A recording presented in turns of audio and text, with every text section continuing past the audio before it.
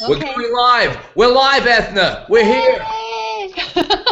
Yeah, we're here. So let me do my brief introduction. And yes, you were asking me about my spiritual outfit. I figured I was going. This was such an important interview that I had to. I decided to go very spiritual today. Plus, it's Sunday, so I figure, what I the think heck, I think it's only right, Gary. Yeah. only proper. It's Sunday. It's Yeah. whatever.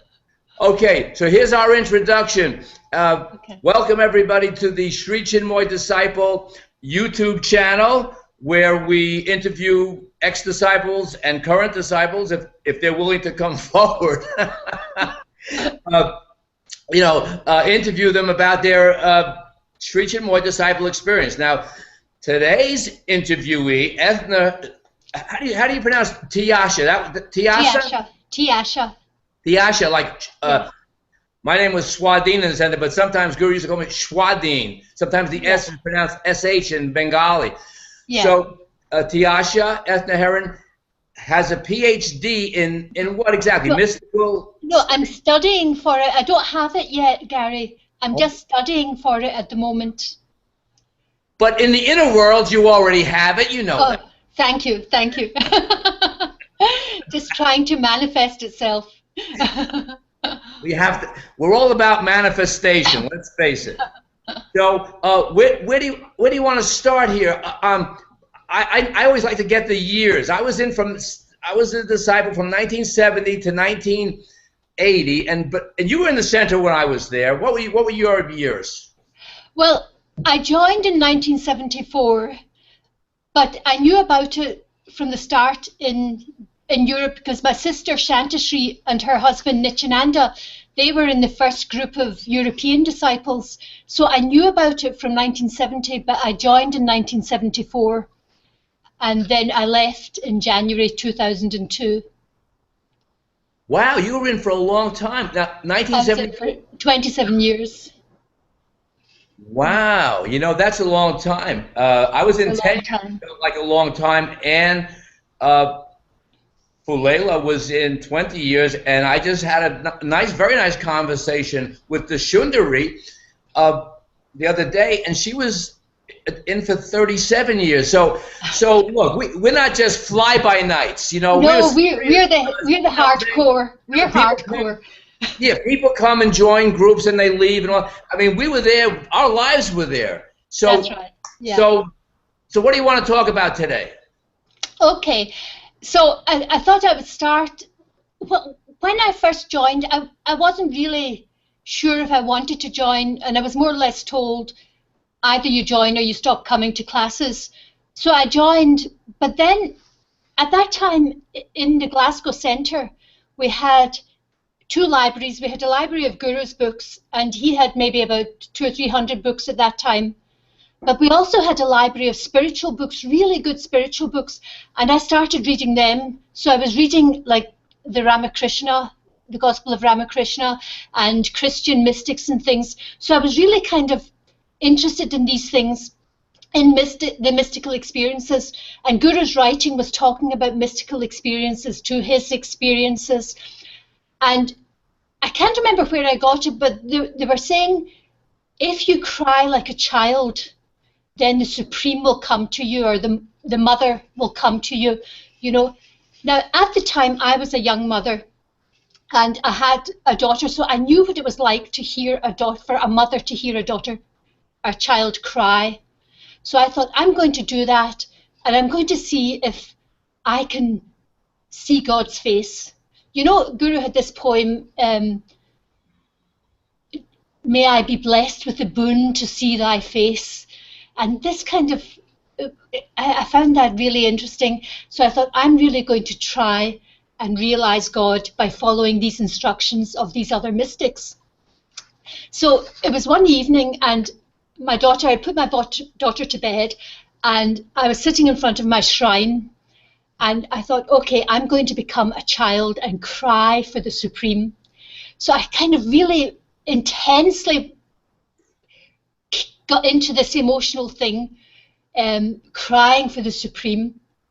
And suddenly I had this experience where I heard this voice, And the voice said to me, as clear as anything, it said, think of me always. Every minute of the day I am calling you. See how I give you all good things. And immediately I thought, that's God's voice. God has spoken to me. God is calling me. I'm absolutely meant to be on this path. You know, this is it. This is it.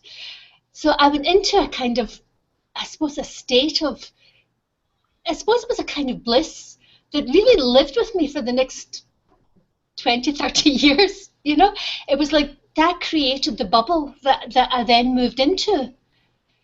And it was really wonderful. But then from then onwards, throughout my spiritual journey, when I was in the centre, whenever things didn't seem right or whenever I got down, I would always remember that experience. And that, so when I couldn't relate to Guru because sometimes he wasn't inspiring, I would go back to that experience and I'd say, no, this is my experience, you know, God is calling me every minute of the day, you know. So that kind of became the guiding light of the next 20, 30 years of my life. So that was the first one. Now, as well as that, of course, I was having like lots of disciples have experiences during meditation of kind of bliss, peace, joy, all these lovely experiences as well. But that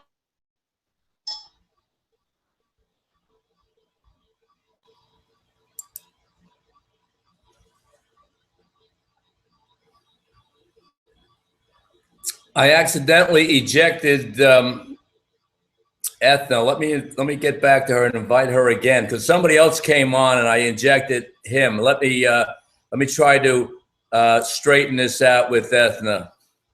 Hold on a sec.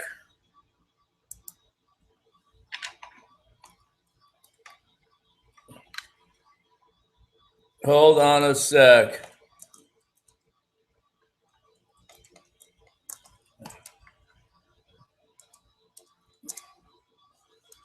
Okay, let's take a look here.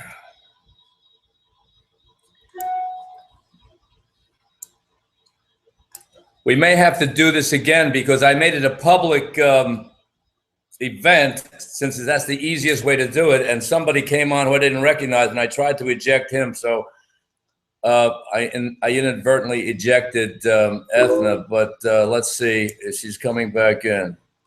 Okay, hold on. Let's do this again.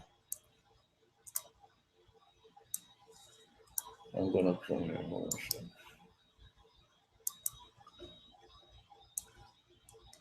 Try this. We can always edit this later.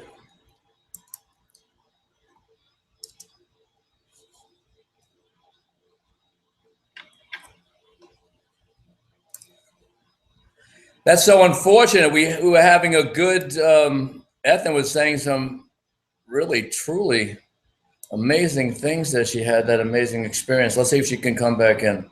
If not, we're going to have to do the whole thing over again, which, you know, what are you going to do? It's a live, this is a live experience and this is life. And this is a good thing because in life, we don't know what's going to happen next, really and truly. So somebody popped onto my screen. I tried to get rid of him. I didn't know who he was. He could have been anybody, and I didn't want it to be disrupted. And then inadvertently, I did my own disruption. We'll have to try, and maybe we'll have to try a new thing, and then I'll just edit this out and broadcast it later. Oh no, Hiccup was. Oh, Ethna. Yes, can you see me? I can see you now. Oh, okay. Yeah. Let me just explain to you what happened. Okay. Okay.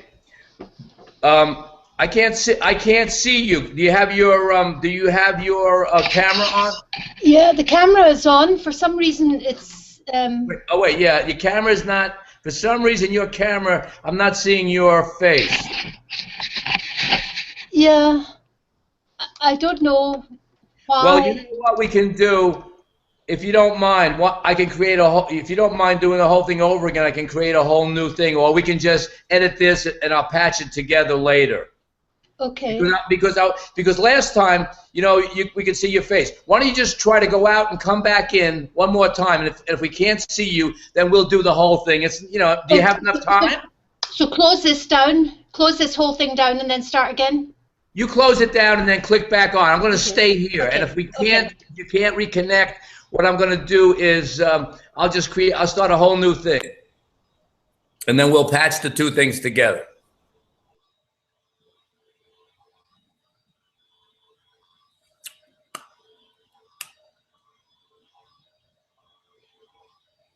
But I thought, oh wait, here she goes. Ethna. Yeah, my picture's not coming up for some reason.